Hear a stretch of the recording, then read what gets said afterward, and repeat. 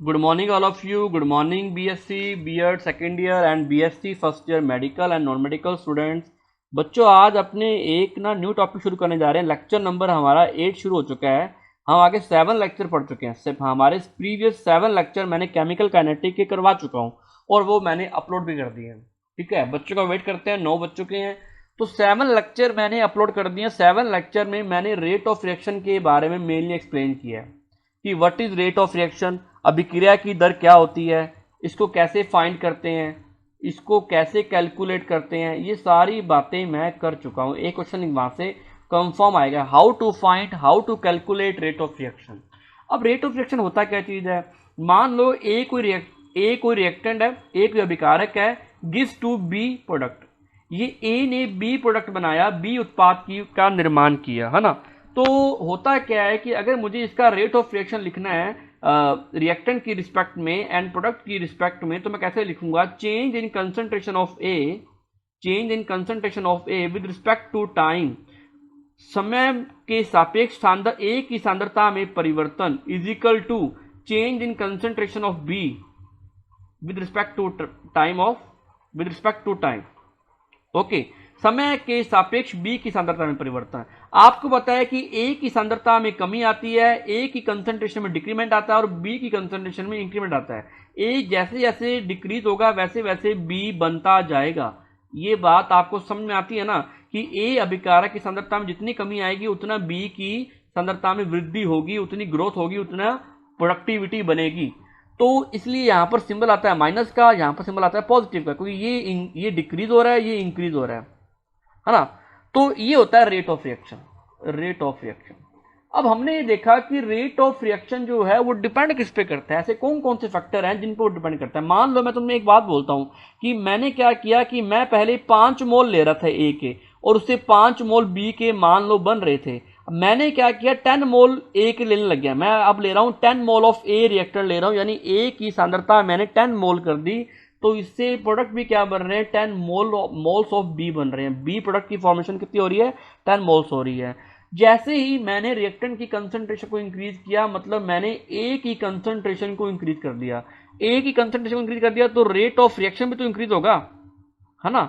मैं रिएक्टेंट की कंसंट्रेशन को इंक्रीज कर रहा हूं, इसका मतलब उसका रेट ऑफ रिएक्शन भी इंक्रीज होगा, क्योंकि वो रिएक्शन जो है वो टाइम की रिस्पेक्ट में चेंज इन कंसंट्रेशन मैक्सिमम होगा। चेंज इन कंसंट्रेशन जो होगा टाइम की रिस्पेक्ट में वो मैक्सिमम होगा ऑफ रिएक्टेंट कौन सा है? ए, है ना। चेंज इन कंसंट्रेशन भी क्या होगा बच्चों? मैक्सिमम होगा, है ना। तो ये डिपेंड करता है इन चीजों पे। अब ऐसे कौन कौन से फैक्टर हैं, जो हमारा टॉपिक है वो शुरू करने जा रहे हैं, ऐसे कौन कौन से फैक्टर हैं जिन पे रेट ऑफ रिएक्शन डिपेंड करता है? वो टोटल 7 फैक्टर मैंने मगअप किए हैं, मैंने समअप किए हैं अलग अलग बुक्स से। आपको 7 फैक्टर एक बुक्स में नहीं मिलेंगे। तो ऐसे कौन कौन से फैक्टर हैं जो अफेक्ट करते हैं रेट ऑफ रिएक्शन को, अभिक्रिया की दर को? बच्चों रेट ऑफ रिएक्शन क्या होता है आपको प्रीवियस लेक्चर मेरे लगाने पड़ेंगे, तब जाकर के आपको समझ में आएगा। और प्रीवियस लेक्चर लगाओ और नोट्स को प्रॉपरली आप प्रिपेयर करो। ओके, जो बच्चे नए हैं उनकी बात कर रहा हूं मैं, और जो पुराने बच्चे हैं वो भी नोट्स को बनाओ, मैं आपके नोट्स चेक करने वाला हूं। तो सबसे पहले फर्स्ट फैक्टर हमारा आता है कंसंट्रेशन ऑफ द रिएक्टेंट, की कंसंट्रेशन पे क्या इफेक्ट पड़ता है, अभिकारक की सांद्रता पे कारण उसके रेट ऑफ रिएक्शन पे क्या प्रभाव पड़ता है। सेकंड फैक्टर है हमारा नेचर ऑफ द रिएक्टेंट, अभिकारक की प्रकृति का क्या प्रभाव पड़ता है। थर्ड फैक्टर है हमारा फिजिकल स्टेट ऑफ रिएक्टेंट, अभिकारक की भौतिक अवस्था किस तरीके से प्रभावित करती है, अफेक्ट करती है रेट ऑफ रिएक्शन को। फोर्थ फैक्टर है हमारा surface area of the reactant, यानी किसी अभिक्रिया में कोई रिएक्टेंट का पृष्ठीय क्षेत्रफल भी सतह का क्षेत्रफल भी अफेक्ट करता है। वो बात करेंगे कैसे करता है। कैटालिस्ट भी करता है। फिफ्थ फैक्टर हमारा कैटालिस्ट है। सिक्स्थ फैक्टर हमारा टेम्परेचर, कि टेम्परेचर कैसे अफेक्ट करता है रेट ऑफ रिएक्शन को। आपको पता होगा कि हमारी लेबोरेटरी की ऑल केमिकल रिएक्शंस, हमारी सभी रासायनिक अभिक्रियाएं विदाउट हीट पॉसिबल नहीं हो पाती। मैक्सिमम टू मैक्सिमम रिएक्शन जो होती हैं हमें वहां पर हीट देनी पड़ती है, तब जाकर के वो रिएक्शन जो है वो पॉसिबल हो पाती है। तो हीट क्यों देते हैं सर? हीट इसलिए देते हैं क्योंकि रिएक्टेंट के जो मॉलिक्यूल्स होते हैं उनके बीच में जो फोर्स ऑफ अट्रैक्शन होता है वो डिक्रीज हो जाए। वो फोर्स ऑफ अट्रैक्शन डिक्रीज होगा तो ये मॉलिक्यूल रिलीज होंगे, ये मॉलिक्यूल फ्रीली रिलीज होंगे, रैंडमली मूव करेंगे, तब जाकर के ये आगे मॉलिक्यूल रिएक्शन टेक प्लेस करेंगे, रासायनिक अभिक्रिया में पार्टिसिपेट करेंगे, तब जाकर के हमें हीट देनी पड़ती है, टेम्परेचर को इंक्रीज करना पड़ता है बॉन्ड्स को ब्रेक डाउन करने के लिए, बंधों को तोड़ने के लिए। एक्सपोजर ऑफ लाइट या इंटेंसिटी ऑफ लाइट के बारे में बात कर रहे हैं कि प्रकाश की तीव्रता जो होती है वो कैसे अफेक्ट करती है एक्सपोजर ऑफ लाइट। ये बात करते हैं केमिकल रिएक्शन, जितनी भी फोटोकेमिकल रिएक्शन से प्रकाश रासायनिक अभिक्रिया होती है, जैसे एग्जांपल द बेस्ट एग्जांपल अपने लें एक्सपोजर ऑफ लाइट या इंटेंसिटी ऑफ लाइट पे कौन सी केमिकल रिएक्शन डिपेंड करती है, किसका कैसी केमिकल रिएक्शन का रेट ऑफ रिएक्शन डिपेंड करता है, फोटोकेमिकल। फोटोकेमिकल का कोई एग्जांपल है तो फोटोसिंथेसिस, प्रकाश संश्लेषण जो अभिक्रिया पढ़ते होते हैं ना अपने, वहां पर इंटेंसिटी ऑफ लाइट बहुत मायने रखती है। इंटेंसिटी ऑफ लाइट का मतलब मैंने 1 फोटोन किसी को एनर्जी दी तो उसने इतनी लाइट को अब्जॉर्ब किया, इतनी लाइट को अब्जॉर्ब करते ही उसने कितना बनाया प्रोडक्ट, कितना उत्पाद बनाया, उसकी क्या क्वांटिटी, उसका मैग्नीट्यूड क्या है। मतलब इंटेंसिटी ऑफ लाइट पे भी डिपेंड करता है, एक्सपोजर ऑफ लाइट पे भी डिपेंड करता है। कुछ केमिकल रिएक्शंस ऐसी होती हैं जो लाइट की प्रेजेंस में होती हैं, अगर मैं लाइट की इंटेंसिटी को इंक्रीज कर दूंगा तो उसकी रिएक्टेंट की प्रोडक्ट बनाने की टेंडेंसी भी इंक्रीज हो जाएगी, अभिकारक की उत्पाद बनाने की सांद्रता में परिवर्ती बढ़ जाएगी अगर मैं इंटेंसिटी ऑफ लाइट को इंक्रीज कर रहा हूं, लाइट की इंटेंसिटी को इंक्रीज कर रहा हूं, है ना बच्चों। तो इस 7 फैक्टर को आप डीपली स्टडी करने जा रहे हैं बच्चों, तैयार हो जाओ, फटाफट नोट्स बनाओ, बुक निकाल लो। 7 फैक्टर में सबसे पहला फैक्टर हम करने जा रहे हैं the concentration of reactant, concentration of reactant, अभिकारक की सांद्रता, अभिकारक की सांद्रता क्या इफेक्ट डालती है बच्चों। एक आगे टॉपिक आएगा हमारा जिसको बोलते हैं रेट लो, रेट लो बोलते हैं। रेट लो का मतलब होता है कि रेट किस पे डिपेंड करता है, रेट जो होता है वो डिपेंड करता है directly proportional to the concentration of reactant and its power. जो अभिक्रिया की दर होती है ना, अभिक्रिया की दर वो अभिकारक की सांद्रता व उसकी घात के समानुपाती होती है। It's power it directly proportional. अगर मैं डायरेक्टली प्रोपोर्शनल का सिंबल हटाऊंगा तो के कांस्टेंट आ जाता है और ए क्या है, हमारी रिएक्टेंट की कंसंट्रेशन है और उसकी एन पावर है। मतलब इसका मतलब क्या है कि किसी भी अभिक्रिया की दर, किसी भी रिएक्शन का रेट जो होता है वो इजिकल टू उसके rate constant and it's reactant की कंसंट्रेशन एंड इट्स पावर के क्या होता है, इक्वल होता है। अगर आप किसी भी कंसंट्रेशन, किसी भी रिएक्टेंट की कंसंट्रेशन को इंक्रीज कर रहे हो तो इसका मतलब इसके मल्टीपल में क्या है, के है, तो के की वैल्यू भी इंक्रीज हो रही है और ए की वैल्यू तो आप इंक्रीज कर ही रहे हो, तो उसका रेट भी बढ़ेगा बच्चों, उसका रेट भी इंक्रीज होगा, यानी रेट ऑफ रिएक्शन इंक्रीज होगा। तो सिंपल सी एक बात है, तो मैं एक सिंपल सी एक लॉजिक बताता हूं तुम्हें, एक सिंपल सा लॉजिक लगाओ। मैं क्या कर रहा हूं, मैंने चेयर बनाई है, जैसे मान लो कि मैं 5 मोल ले रहा हूं ए के और इससे 5 मोल ऑफ बी प्रोडक्ट बन रहा है ना, बन रहा है ना। तो आप इसको कैसे लिखोगे, तो लिखोगे A concentration of A, change in concentration of A upon delta T, है ना, ऐसे लिखोगे ना। तो मैं मान लो कि 5 ए से 5 बी बन गए, इसका मतलब 5 ए आफ्टर सम टाइम, ये टी टाइम 0 पर मैं बात करता हूं, टी टाइम 0 पर 5 ए थे और इससे प्रोडक्ट क्या बने थे, 0 बना था, 5 मोल था और यहां पर 0 था, ये टी समय 0 पर, टी समय 0 पर, टी टाइम 0 पर यहां पर ए की कंसंट्रेशन मैक्सिमम थी, लेकिन यहां बी की कंसंट्रेशन 0 है। आफ्टर सम टाइम टी समय टी पर जैसे कुछ समय बीता तो इसकी कंसंट्रेशन 0 होगी, इसकी 5 होगी, है ना। तो चेंज इन कंसंट्रेशन क्या आया, change in concentration of A क्या आया, 5 minus 0 upon change with respect to time, तो क्या आया 5 माइनस 0 मतलब 5 आया upon with respect to time. मान लो टाइम लग गया कोई 5 सेकंड लग गए तो इसका वो रेट ऑफ रिएक्शन क्या, वो 1 हो गया। तो मैं कहने का मतलब ये है कि अगर मैं 5 कर रहा हूं तो ये ए की कंसंट्रेशन पे इसका रेट ऑफ रिएक्शन डिपेंड कर रहा है। अगर आप ए की कंसंट्रेशन को इंक्रीज करते हो तो इसका रेट ऑफ रिएक्शन भी इंक्रीज होता है, मतलब रिएक्टेंट की प्रोडक्ट बनाने की टेंडेंसी भी इंक्रीज होती है। मान लो मैं 10 कर दूं तो 10 प्रोडक्ट बनेंगे, 10 मोल ऑफ बी प्रोडक्ट बनने की पॉसिबिलिटी मैक्सिमम होगी, तो इसका रेट ऑफ रिएक्शन भी इंक्रीज हो जाएगा। आप दो चीजों से इसको समझ लो, चाहे इसको रेट लो से समझ लो, रेट लो टॉपिक आपके आगे आएगा, आप इसको रेट लो से इस बात को समझ लो, चाहे आप सिंपल सा लॉजिक लगा लो। अगर आप रिएक्टेंट की कंसंट्रेशन को इंक्रीज किए जा रहे हो तो रेट ऑफ रिएक्शन भी इंक्रीज होगा, क्योंकि रेट ऑफ रिएक्शन जो होता है ना बच्चों, वो change in concentration of A, change in concentration of A with respect to time, समय के सापेक्ष ए की सांद्रता में परिवर्तन, जिसको मैं माइनस से डिनोट करूंगा, क्योंकि माइनस क्यों कर रहा हूं कि ए की सांद्रता में, ए रिएक्टेंट की सांद्रता में डिक्रीमेंट आ रहा है। बच्चों बात समझे, तो ROR जो है ये टाइम के तो क्या है, इनवर्सली प्रोपोर्शनल है। देखो टाइम के तो इसका रिलेशन क्या है, इनवर्स है, व्युत्क्रमानुपाती है, लेकिन ये ए की कंसंट्रेशन के समानुपाती। जैसे जैसे आप ए की कंसंट्रेशन को 5 से 10 मोल कर दोगे, इसका मतलब इसकी कंसंट्रेशन इंक्रीज हो गई, कंसंट्रेशन रिएक्टेंट की इंक्रीज कर दी, आपने मॉलिक्यूल्स ज्यादा डाल दिए तो प्रोडक्ट भी क्या बनेंगे, नो डाउट ज्यादा बनेंगे, नो डाउट, लेकिन रेट ऑफ रिएक्शन तो इंक्रीज हो गया ना, है ना बच्चों, समझे बात। तो ये कारण होता है फैक्टर। तो यहां पर हमारा एक फैक्टर कंप्लीट हुआ, रेट ऑफ रिएक्शन वाला। आगे फैक्टर करने जा रहे हैं nature of the reactant. Second factor जो हमारा है, हेडिंग डाल के लिख लो बच्चों, सेकंड फैक्टर क्या है हमारा, nature of the reactant.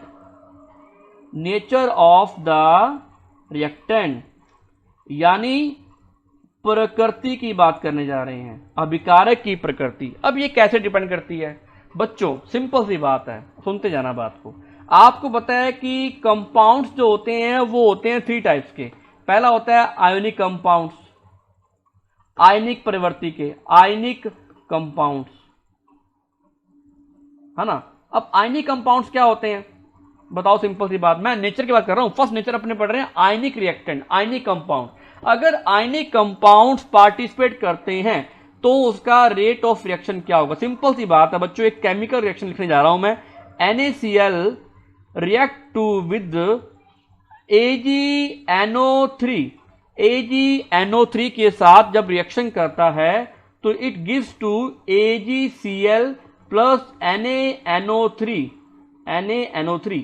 AgCl को बोलते हैं व्हाइट पीपीटी, एक व्हाइट पीपीटी की फॉर्मेशन होती है जिसका नाम है सिल्वर क्लोराइड, है ना, इसका निर्माण होता है। तो सिंपल सी बात है, पहली बात तो आयोनिक वर्ड का मतलब क्या होता है कि आयोनिक वर्ड का मतलब होता है जिसमें आयंस बन जाए। सर आयंस कैसे बनते हैं, आयोनिक बॉन्ड बनता कैसे है, what is ionic bond. Simple सी बात है कि Na जो होता है और Cl जो होता है, Na कंप्लीट आयनिक बॉन्ड की कंडीशन क्या है बच्चों, बताओ कमेंट सेक्शन में। मैंने आपको बताया हुआ है कि आयनिक बॉन्ड क्या होता है, व्हाट इज आयनिक बॉन्ड, आयनिक बंध होता क्या है, मुझे बताओ फटाफट कमेंट सेक्शन में लिख करके, जल्दी बच्चों, शाबाश, बताओ बताओ। सिंपल सी बात है बच्चों, सोडियम जो होता है ना, उसकी 1 इलेक्ट्रॉन रिमूव करने की टेंडेंसी होती है, क्योंकि इसको अपना ऑक्टेट कंप्लीट करना होता है। क्या कंप्लीट करना होता है बच्चों, अपना ऑक्टेट कंप्लीट करने के लिए ये 1 इलेक्ट्रॉन को लूज करता है। इसने 1 इलेक्ट्रॉन को लूज किया, है ना, तो Na बन गया पॉजिटिव और Cl बन गया नेगेटिव, बन गया Cl negative, Na positive Cl negative, simple सी बात है। अब Na पॉजिटिव कैसे बना, इसने कंप्लीट ट्रांसफर ऑफ इलेक्ट्रॉन कर दिया। जहां पर विच एलिमेंट्स, जहां पर कंप्लीट ट्रांसफर ऑफ इलेक्ट्रॉन पाया जाता है, जहां पर पूर्णतः इलेक्ट्रॉन का स्थानांतरण होता है, तो उससे जो बनते हैं उसको बोलते हैं आयंस, है ना। ये आयंस बन गया, इसने अपनी 1 इलेक्ट्रॉन को ट्रांसफर किया Cl की तरफ, तो इस पे आ गया पॉजिटिव चार्ज, इस पे आ गया नेगेटिव चार्ज। अब ये आयंस बन गए। आपको पता है कि ये एक स्टैटिक फॉर्म में पड़े हैं, ये एक पड़े हैं स्थिर अवस्था में पड़े हैं। कैसे पड़े हैं, स्थिर अवस्था में, स्टैटिक अवस्था में, स्टैटिक फॉर्म में। तो ये आपस में एक फोर्स ऑफ अट्रैक्शन लगा रहे हैं, जिसको बोलते हैं अपने इलेक्ट्रोस्टैटिक फोर्स ऑफ अट्रैक्शन। स्थिर वैद्युतिकी आकर्षण बल इनके बीच में काम कर रहा है। बच्चों बात समझे, स्थिर वैद्युतिक आकर्षण बल। ऐसे ही Ag जो है, Ag अपना 1 इलेक्ट्रॉन कंप्लीटली NO3 को ट्रांसफर कर देगा, तो ये बन गए Na पॉजिटिव, ये बन गया Na नेगेटिव। सिंपल सी बात है, Cl negative, Na positive, Ag positive, NO3 negative, ये आयंस की फॉर्मेशन होगी। हालांकि मैंने आयंस की डेफिनेशन इतनी डीपली नहीं करवाई, क्योंकि मैं पहले करवा चुका हूं और मैं जब मौका मिलेगा तब मैं आगे भी तुम्हें समझा दूंगा। अभी हमें आयनिक बॉन्ड क्या होता है वो हमारा मेन मुद्दा नहीं है। सिंपल सी बात है कि आयनिक बॉन्ड वो होता है जहां पर कंप्लीट ट्रांसफर ऑफ इलेक्ट्रॉन पाया जाता है, उसके बाद जो बनते हैं उसको आयंस बोलते हैं। अगर एक इलेक्ट्रॉन रिमूव किया तो पॉजिटिव आयन, एक इलेक्ट्रॉन गेन किया तो नेगेटिव आयन। अब हुआ क्या, जैसे ही मैंने इसको डिसॉल्व किया, सॉल्वेंट के अंदर डिसॉल्व किया, तो Na पड़े हैं आराम से, Cl नेगेटिव पड़ा है, Ag पड़ा है आराम से, और NO3 नेगेटिव पड़ा है आराम से। आपको पता है कि प्लस माइनस को क्या करता है, अट्रैक्ट करता है। ये पड़े पड़े स्थिर अवस्था में आकर्षण बल लगाते हैं। स्टैटिक फॉर्म में एक इलेक्ट्रोस्टैटिक फोर्स अट्रैक्शन लगाते हैं, जिसको आयनिक बॉन्ड बोला गया। तो Na क्या करेगा, NO3 को करेगा अट्रैक्ट अपने आप ही, जो रहा है कोई टाइम लगा। Cl को Ag करेगा अट्रैक्ट, तो AgCl और NaNO3 के बीच में रिएक्शन होने में बहुत कम समय लगा। जैसे ही मैंने इसको डिसॉल्व किया NaCl को, AgNO3 को, तुरंत Na पॉजिटिव बन गया, Cl नेगेटिव बन गया, Ag पॉजिटिव बन गया, NO3 नेगेटिव बन गया। इन्होंने रिएक्शन कर ली और क्या बना दिया, AgCl। AgCl एक व्हाइट पीपीटी होती है। क्या होती है, व्हाइट पीपीटी।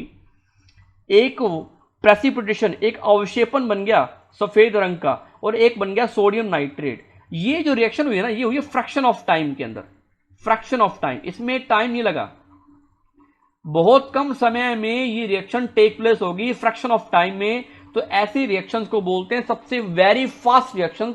तो नेचर ऑफ द रिएक्टेंट पे डिपेंड कर रहा है ना बच्चों, कर रहा है ना बच्चों। आपने ये बात मैं आपको वेरी फास्ट रिएक्शंस में समझा चुका हूं।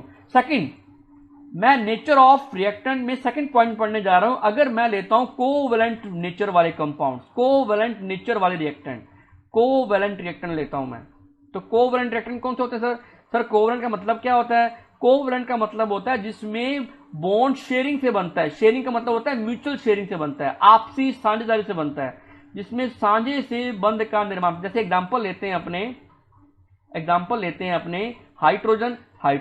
हाइड्रोजन के वैलेंस शेल में 1 इलेक्ट्रॉन होता है, हाइड्रोजन के वैलेंस शेल में 1 इलेक्ट्रॉन होता है। आपस में क्या करेंगे, शेयरिंग करेंगे। शेयरिंग करते ही 2 इलेक्ट्रॉन सेंटर में आ जाएंगे और इनके बीच में एक बॉन्ड बन जाएगा। और इसका भी क्या पूरा होगा, डुप्लेट। इसका भी डुप्लेट पूरा होगा। मतलब हाइड्रोजन के फर्स्ट शेल में 2 इलेक्ट्रॉन कंप्लीट हो गए दोनों के पास। इसको बोलते हैं शेयरिंग से बनने वाला बॉन्ड, कोवैलेंट बॉन्ड। अब मैं सिंपल सा एग्जांपल लेता हूं, मैं नाइट्रोजन और मैं क्या करवाता हूं, नाइट्रोजन और मैं करवाता हूं हाइड्रोजन की रिएक्शन, और इससे क्या बनता है, हमारा अमोनिया बनता है। 2 मोल ऑफ अमोनिया बनता है। तो मतलब मुझे 3 मोल ऑफ H2 लेने पड़ेंगे, है ना। 3 मोल ऑफ H2 मुझे लेने पड़ेंगे। अब मैं सिंपल से एक बात करने जा रहा हूं बच्चों, देखते जाना। आपको ये बात पता है कि नाइट्रोजन के बीच में 3 बॉन्ड्स होते हैं, हाइड्रोजन के बीच में A1 बॉन्ड होता है, और नाइट्रोजन अमोनिया के अंदर टोटल 3 बॉन्ड्स बनते हैं, और 2 हैं तो 2 और 3 बॉन्ड्स है, तो टोटल कितने बॉन्ड बनेंगे इसके अंदर, 6 बॉन्ड बनेंगे।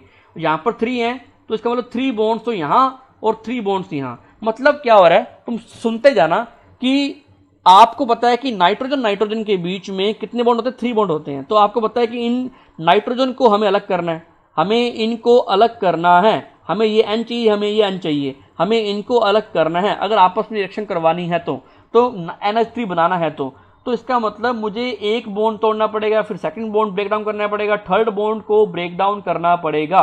यहां पर मुझे 3 बॉन्ड्स को ब्रेक डाउन करना पड़ेगा।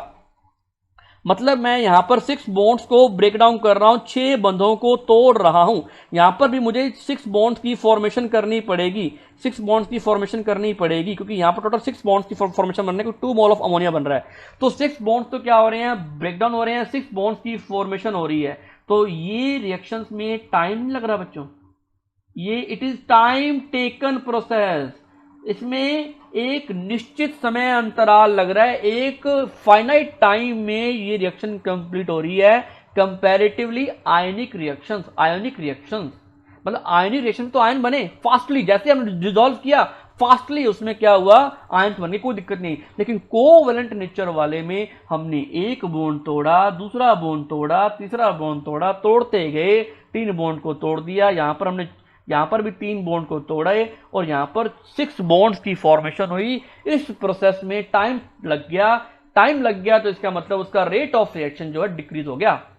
आपको पता ना कि रेट ऑफ रिएक्शन जो होता है change in concentration upon with respect to time. Time ज्यादा लग रहा है बच्चों तो रेट ऑफ रिएक्शन क्या हो गया, डिक्रीज हो गया। तो कोवैलेंट नेचर भी डिसाइड करती है, आयनिक नेचर भी डिसाइड करता है। तो ये भी एक फैक्टर है, आयनिक नेचर और कोवैलेंट नेचर। तो नेचर ऑफ में ये हमारा फैक्टर कंप्लीट हुआ। थर्ड पॉइंट जो आता है नेचर ऑफ द रिएक्टेंट में, वो करने जा रहे हैं बच्चों। जैसे जैसे मैं आपको लिखता जा रहा हूं वैसे वैसे आप नोट्स बनाते जाना और उसको एक्सप्लेन करते जाना बच्चों। अब मैं यहां पर जो करने जा रहा हूं मैं बात करने जा रहा हूं होमोजीनस और हेटेरोजीनस के बारे में। होमोजेनस क्या होता है, हेटेरोजेनस क्या होता है। अब कुछ रिएक्टेंट ऐसे होते हैं, कुछ रिएक्शन ऐसे जो होमोजेनस होती है और कुछ होती है हेटेरोजेनस। अब हेटेरोजीनस और होमोजीनस का मतलब क्या होता है, इसको बोलते हैं हिंदी में समांगी। क्या बोलते हैं बच्चों, समांगी, इसको बोलते हैं अपने विषमांगी। क्या बोलते हैं? विषमांगी, होमोजीनस। अब होमोजीनस और इसका मतलब क्या है बच्चों? सिंपल सी बात है, एक सिंपल सी बात है, देखो सुनते जाना। अब कोई रिएक्टेंट है, उससे क्या बन रहा है? पी प्रोडक्ट बन रहा है ना? इससे क्या बन रहा है? पी प्रोडक्ट बन रहा है। ये भी गैसीय मीडियम में है, ये भी गैसीय मीडियम में है। अब मैंने क्या लिया? ए रिएक्टेंट लिया प्लस बी क्या ले लिया मैंने? रिएक्टेंट लिया, सी प्रोडक्ट बन रहा है। ये भी गैसीय मीडियम में है, ये भी गैसीय मीडियम में, ये भी गैसीय मीडियम में है, कोई दिक्कत नहीं आ रही। जैसे ही मैंने ए प्लस बी लिया और ये ले लिया मैंने गैसीय मीडियम में, ये ले लिया मैंने लिक्विड मीडियम में, और इनसे सी प्रोडक्ट बन रहा है। वो अलग बात है कि वो कौन सा बन रहा है, वो लिक्विड बन रहा है मान लो। तो अब हुआ क्या, आपको ये बात पता है कि जो गैस के मॉलिक्यूल्स होते हैं इनके बीच में फोर्स ऑफ अट्रैक्शन जो होता है वो बहुत कम होता है। इनके बीच में फोर्स ऑफ अट्रैक्शन जो होता है वो बहुत कम होता है। इनके मॉलिक्यूल्स के बीच में डिस्टेंस बहुत होती है, इनके मॉलिक्यूल्स के बीच में डिस्टेंस बहुत होती है, इनके मॉलिक्यूल्स में दूरियां बहुत पाई जाती हैं। आपको ये बात पता है कि ये रैंडमली मूव करते हैं। जब ये रैंडमली मूव करते हैं तो इनके बीच में इजिली कोलाइड हो जाते हैं, इजिली कोलिजन हो जाते हैं, इजिली ये आपस में टक्कर हो जाते हैं। क्या हो जाती हैं? टक्करें हो जाती हैं, टक्करें। तो ये इफेक्टिवली एक दूसरे के साथ कोलाइड करते हैं, कोलिजन करते हैं, जिसके कारण क्या होता है? ये इजिली एक दूसरे के साथ मिल जाते हैं। मिलने के कारण सी प्रोडक्ट की फॉर्मेशन आसानी से हो जाती है। क्योंकि गैसीय मॉलिक्यूल्स जो होते हैं ये रैंडमली मूव करते रहते हैं, रैंडमली मूव करते रहते हैं, और बी के पार्टिकल भी रैंडमली मूव करते रहते हैं। तो आपस में क्या करते रहते हैं? ये इजिली रिएक्शन कर लेते हैं। लेकिन जो लिक्विड के मॉलिक्यूल्स हैं, जो लिक्विड के मॉलिक्यूल्स हैं, इनके बीच में डिस्टेंस बहुत कम होती है, जबकि इनके मॉलिक्यूल्स के बीच में डिस्टेंस ज्यादा है। तो इनके मॉलिक्यूल्स के आपस में इंट्रैक्शन, आपस में कोलिजन, आपस में कोलाइड जो होगा, टक्करें जो होंगी वो इजीली नहीं हो पाएंगी। तो कंपैरेटिवली ये बात बोली जाती है कि होमोजीनस जो मिश्रण होता है ना, होमोजीनस जो होता है, होमोजीनस मीडियम लिया जाए और होमोजीनस प्रोडक्ट बनेगा तो उसका रेट ऑफ रिएक्शन जो होगा इंक्रीज होगा। अगर आप लेते हो हिट्रोजीनस, तो अगर मैं इसकी रेट ऑफ रिएक्शन को कंपैरिजन करूं, rate of reaction homogeneous and rate of reaction of heterogeneous, तो इसका रेट ऑफ रिएक्शन ज्यादा होगा। इसको नोट कर लो बच्चों, है ना? इसका रेट ऑफ रिएक्शन ज्यादा होगा। ये हम होमोजीनस में बात समझा सकते हैं, है ना? बच्चों आगे बात करने जा रहे हैं, ये वही बात होमोजेनस हिट्रोजेनस की। फोर्थ जो फैक्टर आता है इसके अंदर फोर्थ जो पॉइंट आता है वो पॉइंट आता है रेट ऑफ रिएक्शन जो होती है ना, rate of reaction directly proportional chemical stability, chemical nature के, chemical stability of reactant, chemical stability of reactant के डायरेक्टली प्रोपोर्शनल होता है। अगर रिएक्टेंट नहीं आएगा, प्रोडक्ट आएगा, मैं गलत लिख गया। अगर रिएक्टेंट स्टेबल ही होगा तो फिर तो प्रोडक्ट बनेगा नहीं, तो इसका कुछ रेट ऑफ रिएक्शन होगा ही नहीं। केमिकल स्टेबिलिटी ऑफ प्रोडक्ट, अगर उससे कोई स्टेबल प्रोडक्ट बनता है तो रेट ऑफ रिएक्शन इंक्रीज होगा। अगर अनस्टेबल प्रोडक्ट बनता है तो रेट ऑफ रिएक्शन डिक्रीज होगा, क्योंकि कोई भी अनस्टेबिलिटी की तरफ जाना नहीं चाहता, हर कोई स्टेबिलिटी की तरफ जाना चाहता है। और inversely proportional to the stability of reactant, inversely proportional to the stability of reactant. बच्चों बात समझ में आ रही है ना? कोई दिक्कत तो नहीं आ रही? वीडियो लेक्चर में विजिबिलिटी हो रही है ना? तो ये इनवर्सली प्रोपोर्शनल होता है। एग्जाम्पल से बात को समझते हैं। पहले ये वाली बात को समझते हैं, ये वाली बात को, सिंपल सी बात है, करते हैं इसको। आ जाओ बच्चों, इसका एग्जाम्पल देखते हैं। तो बढ़िया से एग्जाम्पल करवाता हूं मैं, ओके? कोई दिक्कत आ रही है तो मुझे आप बता सकते हैं कमेंट सेक्शन में लिख करके। चलिए बच्चों, सिंपल सी बात है बच्चों। मैंने क्या किया, दो रिएक्शन करवाता हूं मैं, CH3 COOH की रिएक्शन करवाता हूं। और ये आपको बताया एक वीक एसिड है, और एसिड की क्वालिटी होती है H पॉजिटिव को रिमूव करने की, है ना? तो CH3 COO नेगेटिव बन गया, प्लस इससे H पॉजिटिव बन गया। आपको ये बात पता है कि इस नेगेटिव चार्ज को अगर खत्म करना है तो इसको एक H पॉजिटिव देना पड़ेगा। जब तक ये नेगेटिव चार्ज रहेगा ये एक प्रकार की अनस्टेबल फॉर्म होती है। अनस्टेबल, कोई भी चार्ज स्पीशीज है, कोई भी आवेश वाली कोई भी कंपाउंड्स जो होते हैं ना, वो हमेशा अनस्टेबल होते हैं, कभी भी स्टेबल नहीं होते। ये मैं पहली रिएक्शन करवाई। सेकंड रिएक्शन का एग्जांपल लेने जा रहा हूं मैं। सेकंड रिएक्शन में क्या लिया मैंने, ले लिया formic acid CHCOOH, it gives to COOHCOO negative and H positive. अब कंपैरिजन करते हैं रिएक्शन फर्स्ट और रिएक्शन सेकंड में। मुझे ये एक बात बताओ कि CH3COO नेगेटिव, मुझे इस नेगेटिव को खत्म करना है, इस नेगेटिव को खत्म करने के लिए मुझे इस नेगेटिव को खत्म करना है, तब जाकर के स्टेबल होगा। अब हुआ क्या कि इस नेगेटिविटी को कहां पर ये दोनों के दोनों अनस्टेबल है, CH3CO negative unstable, HCO unstable, लेकिन इसमें ज्यादा अनस्टेबल कौन है, मैक्सिमम अनस्टेबल कौन है, उसकी बात करने जा रहे हैं। आपको पता है कि जब तक इस नेगेटिविटी को खत्म नहीं किया जाएगा, जब तक इस नेगेटिव चार्ज को खत्म नहीं किया जाएगा, तब तक कोई भी स्टेबिलिटी नहीं आएगी। अब वो कह रहा है कंपैरेटिवली देखो कि आपको पता है CH3 जो होता है, CH3 ये होता है इलेक्ट्रॉन डोनेटिंग ग्रुप। ये आपको पता है कि एक प्रकार का प्लस आई इफेक्ट दिखाता है, प्लस आई इंडक्टिव इफेक्ट, प्लस आई प्रेरणिक प्रभाव दर्शाता है। क्यों? क्योंकि आपको पता है कि इसका कारण भी होता है, वो कारण अब नहीं बताऊंगा, जब भी कभी लेक्चर आएगा तो आगे बताऊंगा।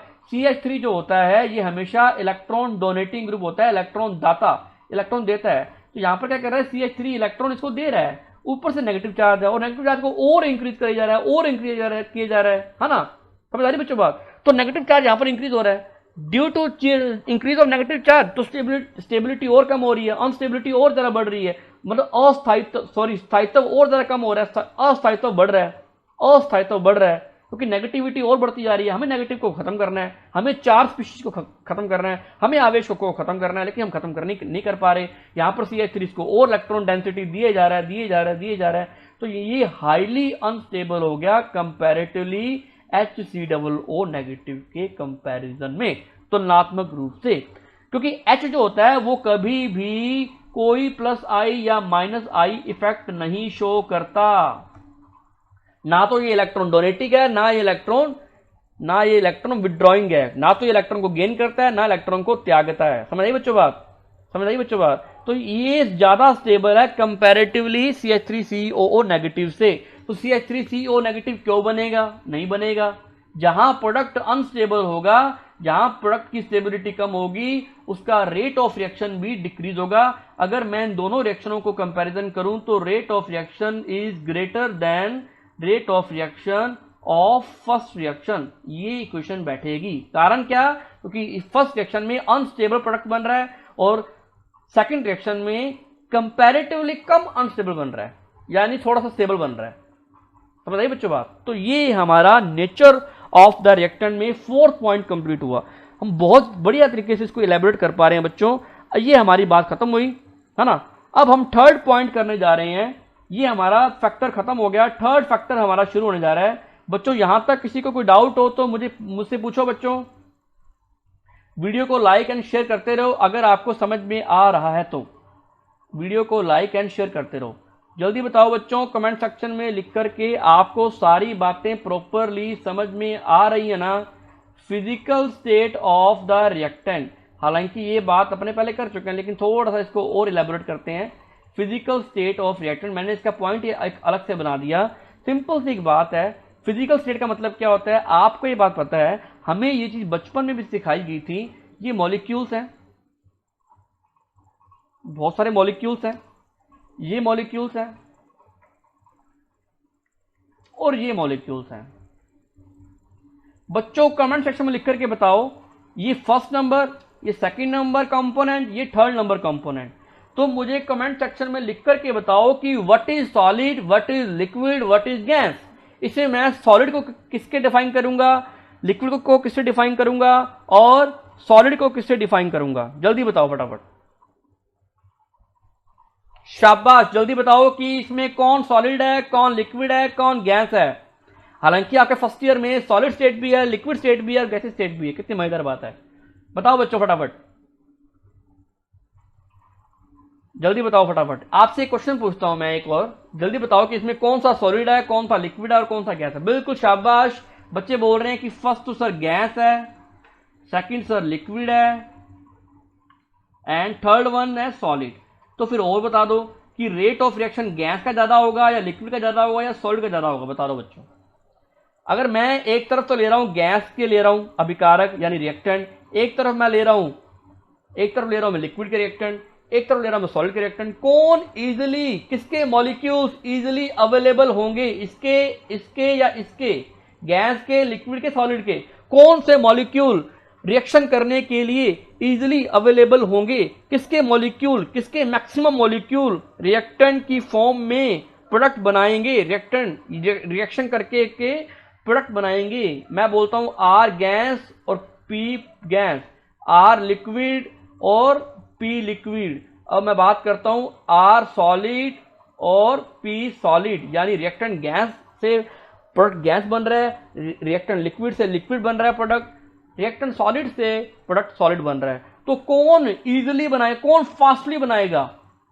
सर जल्दी बताओ फटाफट। हाँ शाबाश, क्योंकि बच्चों इनके बीच में फोर्स ऑफ अट्रैक्शन, गैसीय पार्टिकल्स के बीच में फोर्स ऑफ अट्रैक्शन, गैसीय मॉलिक्यूल्स के बीच में आकर्षण बल बहुत कम होता है, बहुत कम होता है, जिसके कारण ये मॉलिक्यूल्स जो होते हैं बड़े रैंडमली मूव करते हैं, रैंडमली मूव करते हैं और आपस में they attract to each other, आपस में ये रिएक्शन करते हैं और रिएक्शन कर करके ये कॉलिजन करते हैं, कोलाइड करते हैं, टक्करें होती हैं और ये फटाफट क्या बना देते हैं, प्रोडक्ट की फॉर्मेशन कर देते हैं, उत्पाद का निर्माण कर देते हैं इजीली।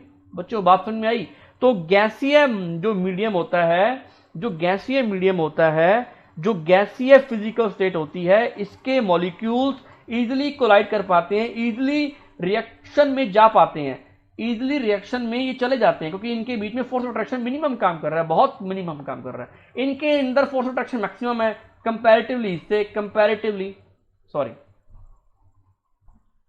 अगर मैं बात करूं फोर्स ऑफ अट्रैक्शन की बात, तो फोर्स ऑफ अट्रैक्शन इसमें मैक्सिमम है और सबसे ज्यादा फोर्स ऑफ अट्रैक्शन इसमें मैक्सिमम है। मैं बनाऊं फोर्स ऑफ अट्रैक्शन, आकर्षण बल की बात करूं तो आकर्षण बल सबसे ज्यादा मिलता है अपने को सॉलिड के अंदर। इनके मॉलिक्यूल्स को जब ब्रेक डाउन करना है, इनके मॉलिक्यूल्स के फोर्स ऑफ अट्रैक्शन को ब्रेक डाउन करने के लिए हमें बहुत ज्यादा हीट देनी पड़ेगी, जबकि गैस में कोई हीट नहीं देनी पड़ रही, रैंडमली मूव कर रहे हैं, रैंडमली रिएक्शन कर रहे हैं, तो गैसेस के पार्टिकल ज्यादा से ज्यादा मैक्सिमम पार्टिसिपेट करेंगे कंपैरेटिवली लिक्विड और सॉलिड। इसलिए गैस जो होती है, गैसीय फॉर्म जो होती है, उनका रेट ऑफ रिएक्शन लिखूं मैं तो गैसीय फॉर्म का रेट ऑफ रिएक्शन सेकंड से भी ज्यादा होता है और सेकंड का थर्ड से मैक्सिमम होता है।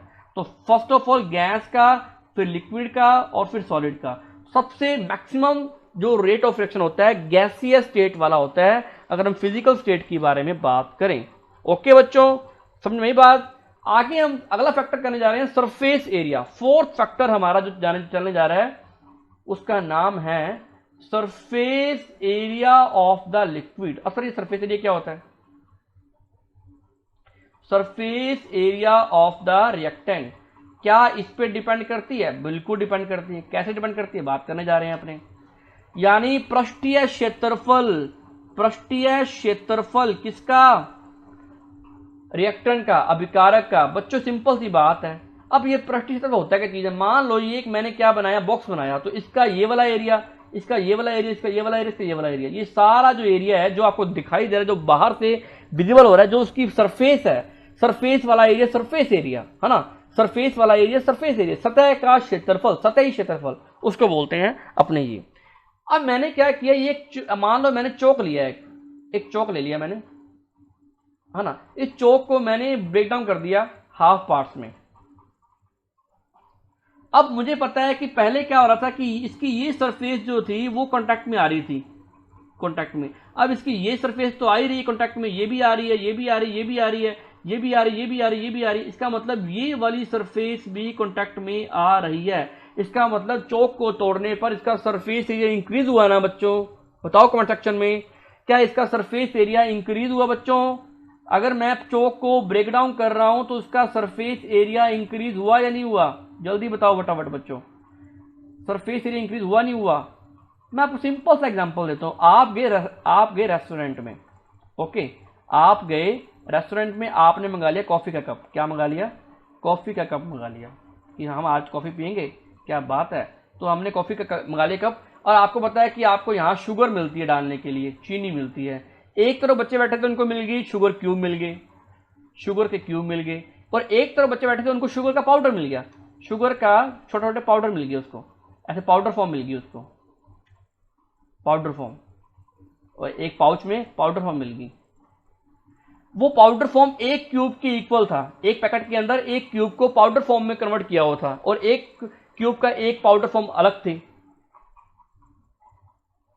तो मुझे कमेंट सेक्शन में बताओ,